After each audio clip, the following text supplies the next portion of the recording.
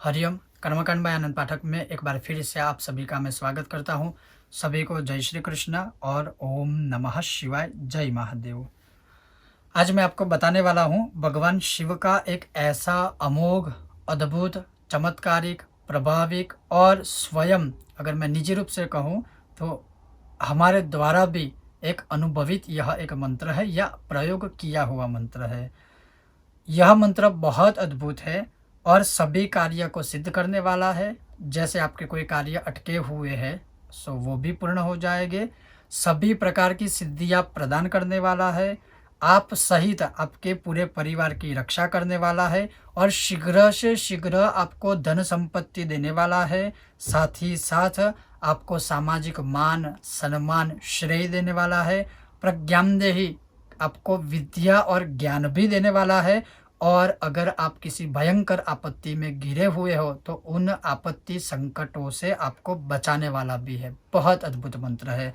मंत्र बताऊं उससे पहले मैं आपको ये कह दूं, किसी भी सोमवार से आप इस मंत्र का आरंभ कर सकते हो। और इसमें खास बात आपको सिर्फ ये याद रखनी है कि आप जब यह मंत्र करते हो तो आपको कोशिश करनी है कि शिवलिंग के सामने ही करें। अगर आप शिवालय में हो तो शिवालय में भी यह अनुष्ठान या मंत्र जाप कर सकते हो, या फिर अपने घर में ही अगर आपके पास शिवलिंग है तो आप आपके घर में ही, अपने घर में ही शिवलिंग के सामने यह प्रयोग करें, इस मंत्र का अनुष्ठान या जाप करें। उसके लिए आपको क्या करना है, गाय के घी का दीपक प्रज्वलित करना है शिवलिंग की राइट हैंड साइड, और लेफ्ट हैंड साइड आप सरसों के तेल का दीपक प्रज्वलित करें। जब तक आप यह अनुष्ठान मंत्र जाप करते हो तब तक कोशिश कीजिए धूप बत्ती भी आप प्रज्वलित रखें। और जैसे मैंने आपको बताया कि ऑल इन वन टाइप ये मंत्र है, यानी सभी प्रकार की जो भी आपकी मनोकामना है उन सभी कामनाओं को यह पूर्ण करने वाला मंत्र है। आप जिस कामना के लिए यह मंत्र या अनुष्ठान करोगे आपको मानसिक संकल्प लेना है भगवान शिव जी के आगे, शिवलिंग के आगे, कि हम यह कार्य के लिए यह मंत्र साधना कर रहे हैं तो कृपया हमारी कामना को आप पूर्ण कीजिएगा, आपका आशीर्वाद दीजिएगा। अगर मंत्र उच्चारण में कोई हमसे गलती होती है तो हे भगवान भोलेनाथ हमें क्षमा भी आप कीजिएगा। मानसिक संकल्प ले लेने के बाद अगर आप विशेष अनुष्ठान करते हो, मतलब कि अगर आप 1.25 मंत्र का जाप करते हो इसी मंत्र का, या अगर आप 12,500 या 12,000 मंत्रों का अनुष्ठान करते हो तो आपको कुछ नियमों का पालन करना है। जैसे ब्रह्मचर्य का पालन करना है, जैसे आपको मद्य, मांस या मदिरा का आपको सेवन कदापि नहीं करना है तब तक जब तक यह अनुष्ठान चले। हालांकि मैं तो यही कहूँगा, अनुष्ठान हो या ना हो आपको यह सब कुछ नहीं खाना चाहिए और ना ही मदिरा का सेवन भी आपको करना चाहिए। किंतु जब तक आप यह अनुष्ठान करते हो आपको यह नियमों का पालन तो करना है। जैसे ब्रह्मचर्य का पालन करना है, जैसे मैंने कहा मांस मदिरा का आपको ना खाना है ना पीना है। साथ ही आपको स्त्री योग, स्त्री संभोग से भी बचना है, जो ऑलरेडी मैंने कहा है। आपको ब्रह्मचर्य का पालन करना है। भूमि शयन करना है, यानी आपको भूमि के ऊपर शयन करना है। आप चाहो तो दर्भासन के ऊपर भी सो सकते हो, बड़े दर्भासन के ऊपर, वो भी करना है। और जिस टाइम पे आप इस मंत्र का जाप करते हो, यह विशेष अनुष्ठान की बात कर रहा हूँ। मान लीजिए कि अगर आप 1.25 मंत्र करते हो, आने वाले सावन महीने में अगर आप पूरे महीने में 1.25 मंत्र का जाप करते हो, तो अगर आपने एक दिन सुबह 7 बजे या 6 बजे इस मंत्र का आरंभ किया है तो कोशिश कीजिए कि पूरा महीने वही टाइम 6 या 7 बजे से ही आरंभ करें। अगर आप रात्रि काल में 10 बजे करते हो तो कोशिश कीजिए कि उसी समय पर करें। तो ये एक नियम बहुत ज़रूरी होता है, ताकि उसी समय पे अगर आप यह मंत्र करते हो तो मंत्र ऑटोमेटिकली जागृत होता है और आप जिस कार्य के लिए यह मंत्र जाप करने वाले हो या करते हो या करोगे, सो उसी कार्य के लिए यह मंत्र वर्क करना शुरू कर देता है। अगर मान लीजिए आप अनुष्ठान नहीं करते हो तो नॉर्मल भी आप प्रतिदिन 5 या 11 माला भी अगर इस मंत्र की करोगे तो विशेष प्रभाव या विशेष आपकी जो कामना है या आपकी कोई भी कामना है वो अवश्य शिव कृपा से पूर्ण होगी।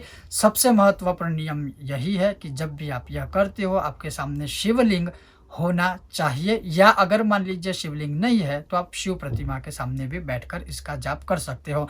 इस मंत्र जाप के लिए आपको रुद्राक्ष की माला का प्रयोग करना है, गौमुखी भी जरूरी है, और आपको आसन पर बैठकर ही इसका जाप करना है। तो चलिए शुरू करते हैं। यह एक त्रिविध सिद्धि प्रदायक भगवान शिव का उत्तम मंत्र, और वो मंत्र जो है वो ये है, ओम ह्रीम श्रीम ठम ठम ठम नमो भगवते मम सर्वकार्याणि साधय साधय मां रक्ष रक्ष शीघ्रं मां धनीनं कुरु कुरु हुं फट् श्रियं देहि प्रज्ञं देहि ममापत्तिं निवारय निवारय स्वाहा। फिर से मैं पुनः इस मंत्र को दोहराता हूँ। ओम ह्रीं श्रीं ठम ठम ठम नमो भगवते मम सर्वकार्याणि साधय साधय मां रक्ष रक्ष शीघ्रं मां धनीनं कुरु कुरु हुं फट् श्रियं देहि प्रज्ञं देहि ममापत्तिं निवारय निवारय स्वाहा। तो ये मंत्र है। और जैसे मैंने बताया कि ओम ह्रीं श्रीं ठम ठम ठम नमो भगवते, ये बीज मंत्र युक्त नमो भगवते भगवान को नमस्कार कर रहा हूँ या कर रही हूँ। मम सर्व कार्याणि अर्थात मेरे सभी कार्य साधय साधय सिद्ध कीजिए सिद्ध कीजिए।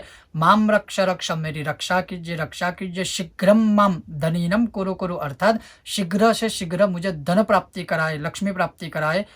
कुरु कुरु हुम फट श्रियम देहि अर्थात सामाजिक कौटुंबिक सभी प्रकार के जो मान सम्मान है श्रेय है वो हमें प्रदान कीजिए। प्रज्ञम देहि या यहाँ पर आप चाहो तो प्रज्ञम देहि भी बोल सकते हो अर्थात मुझे बुद्धि दीजिए मुझे ज्ञान दीजिए मुझे विद्या दीजिए। ममापत्तिम निवारय निवारय स्वाहा अर्थात मेरी जो भी आपत्ति है संकट है उन संकटों को आप भी आप निवारण कीजिए।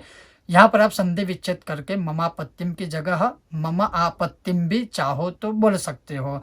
तो ये बहुत अद्भुत मंत्र है, बहुत ही अद्भुत मंत्र है। तो जैसे मैंने बताया किसी भी सोमवार से आरंभ कर सकते हो या फिर स्पेशली आप चाहो तो सावन महीना पूरे सावन महीने में प्रतिदिन इसकी 11 माला करें।